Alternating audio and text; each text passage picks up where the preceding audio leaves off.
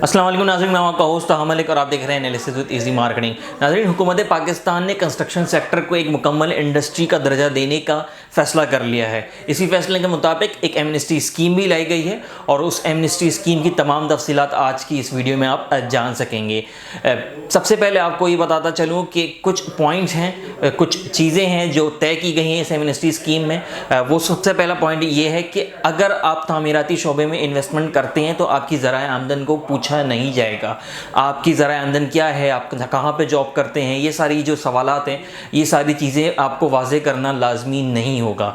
उसके बाद तामीराती शोबे में पर स्क्वायर फिट और पर स्क्वायर यार्ड की बुनियाद पर निज़ाम टैक्स लाया जा रहा है, यानी कि टैक्स का जो निज़ाम है पाकिस्तान में उसको एक अलाइन किया जा रहा है और बेहतर किया जा रहा है। उस साथ ही साथ नया पाकिस्तान हाउसिंग स्कीम के अंदर 90% तक टैक्सों में छूट दे दी गई है। थोड़ा सा नया पाकिस्तान हाउसिंग स्कीम के हवाले से आपको बताता चलूँ कि नया पाकिस्तान हाउसिंग स्कीम लाने का जो मकसद था हुकूमत का, वो दो मकसद थे। एक तो वज़ीर आज़म इमरान खान साहब का वादा था आवाम से कि वो सस्ते घरों की जो फराहमी है पाकिस्तान में वो मुमकिन करेंगे, एक वो वादा था। और दूसरा जो मकसद था वो ये था कि कंस्ट्रक्शन इंडस्ट्री को थोड़ा सा आगे बढ़ाना या फिर ग्रो करना।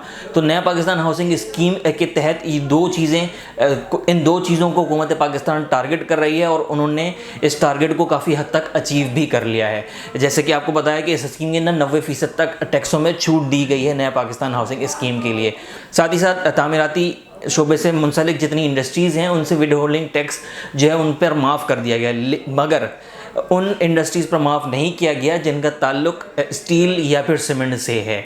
इसी के साथ अगर कोई शख्स अपना घर पहली बार फ़रोग कर रहा है या फिर कोई ख़ानदान अपना घर पहली बार फ़रोग कर रहा है तो उसके ऊपर से कस्टमर गेन्स टैक्स को भी माफ़ कर दिया गया है। जो पहले आप CGT देते थे, कस्टमर गेन टैक्स देते थे, उसकी माफ़ी भी अब मुमकिन बना दी गई है इस एमनेस्टी स्कीम के अंदर। साथ ही साथ कंस्ट्रक्शन इंडस्ट्री डेवलपमेंट बोर्ड भी बनाया गया है ताकि चेक एंड बैलेंस रह सके और तमाम चीज़ें जो हैं हुकूमत पाकिस्तान की जो एमनेस्टी स्कीम है या फिर जो अलाइन है या फिर जो कानून के मुताबिक चल सकें। नाज़रीन, यहाँ पर एक बात बताना और लाजमी होगी कि जब ये एमनेस्टी स्कीम हुकूमत की जानिब से लाई गई थी तो उस वक्त पाकिस्तान में कोरोना का दौर था, काफ़ी ज़्यादा कोरोना पीक पर था। इसीलिए अब इस स्कीम के अंदर थोड़ी सी तोसी की गई है, इसको एक्सटेंड किया गया है। इसकी चंद शराइत हैं जिनके अंदर एक्सटेंशन की गई है। सबसे पहली शर्त तो ये थी जो निज़ाम टैक्स हुकूमत की जानिब से लाया गया था इस एमनेस्टी स्कीम के अंदर, उसकी तोसी कर दी गई है, उसको एक्सटेंड कर दिया गया है 2021 दिसंबर तक। उसके बाद दूसरी शर्त ये थी कि अगर आप इन्वेस्टमेंट कर रहे हैं कंस्ट्रक्शन के शोबे में तो आपसे ज़राए आमदन नहीं पूछी जाएगी।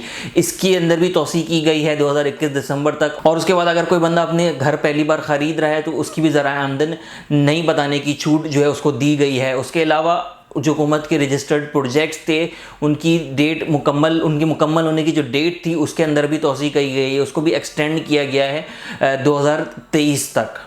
नाज़रीन, ये थी एमनेस्टी स्कीम के हवाले से तमाम तफसीलात जो आपको बताई गई। अगर आप कोई बाइंग या सेलिंग करना चाहते हैं तो स्क्रीन पर दिए गए नंबर पर रब्ता कर सकते हैं। जब तक के लिए अपने होस्ट अहमद मलिक को दीजिएगा इजाज़त। अल्लाह हाफ़िज़।